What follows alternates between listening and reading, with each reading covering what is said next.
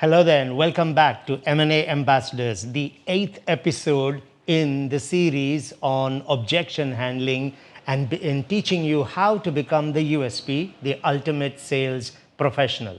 Now, we've been talking about different techniques to manage the expectations and the moods of the clients. What we now need to look at is a solid, structured process that you can use that is a universal process.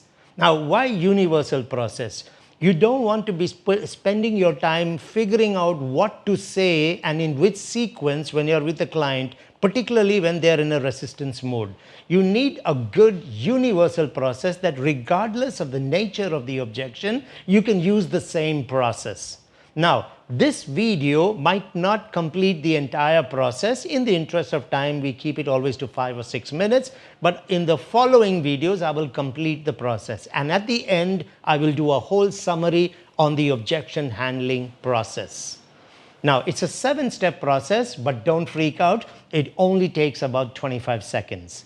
So what's the first thing that you should do? The golden rule to all objection handling, so this will be step 1, is you need to neutralize, which we have already covered in a previous video. So let's take an example of an objection. Dubai is a bubble, or the markets are not good right now. The first thing I need to do is neutralize. I will simply say, I'm glad you brought that up. Or Ahmed, I can see this is important for you. Or get to specific, Ahmed, it's important that markets are good for you to make money. So that's the first step. You simply neutralize. So we are saying the markets are down, right? Ahmed, it's important that markets are good for you to make money. Step 2, is that the only thing stopping you from going ahead? Qualify. So neutralize plus qualify. Is that the only thing stopping you? Now, it's very clear at that point. He has to tell you yes or no and listen to the tonality in his voice. Once he has said, well, yes, that's what's stopping me from going ahead, I go to step 3, which is clarify.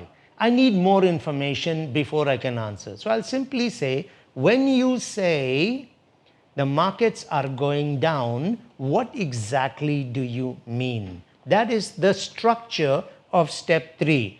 When you say, don't touch that. When you say, repeat the objection exactly the way he said it, markets are going down, what exactly do you mean? Pay attention to the tonalities. It is a curiosity tone, a concern tone. So let me just do step 1, 2, and 3 to show you how quickly these steps can be done. So the client has said, markets are going down. Ahmed, it's important that markets are good for you to make money. Is that the only thing stopping you from going ahead? Well, yeah, that's what's stopping me from going ahead. So Ahmed, when you say markets are going down, what exactly do you mean? So you see, it just takes a few seconds, but it keeps you in control. And in the first 3 steps, you've already used the 3 tools we talked about, the neutralizers, the qualifiers, and the clarifiers. Now, after step 3, you will lose control a little bit. That's because you are asking the client now to expand, tell me more. So the 3rd step was, so when you say the markets are going down, what exactly do you mean? And then pause. Let the client expand. But please do not interrupt when the client is explaining. He's already talking about a concern area for himself. If you interrupt, his mind will shut very quickly. It also suggests that you are not listening properly to understand that you have jumped ahead, assumed, and you're ready to give an answer. Never do that, even if the objection is heading in the same direction that you're thinking. Let him finish. So that is your 3rd step. Once he has finished the explanation, your 4th step and 5th step and 6th step all have to be done together. I will break it for the purpose of the training video, but I will demonstrate all 7 steps towards the end. So now the client has explained what exactly he means. Now I go to the 4th step, which is to neutralize again. And before I neutralize, I will just pause for a second. Look at the client. Important. Look at the client. It's almost like you're processing what he told you. That is very good because the client feels that what he's saying is important and you're paying attention. So pause, look at him for a moment, and then say, I understand. It is the most powerful neutralizer you can use at this point.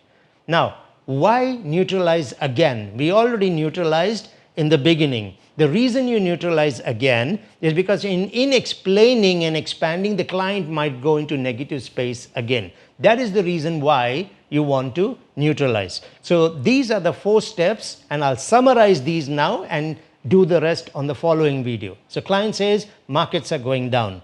Ahmed, I can see this is important for you. Is that the only thing stopping you from going ahead? Well, yeah, that's what's stopping me from going ahead. So Ahmed, when you say markets are going down, what exactly do you mean? He will speak. Once he finishes, pause, eye contact, simply nod your head and say, I understand. That's the first 4 steps in the objection handling process.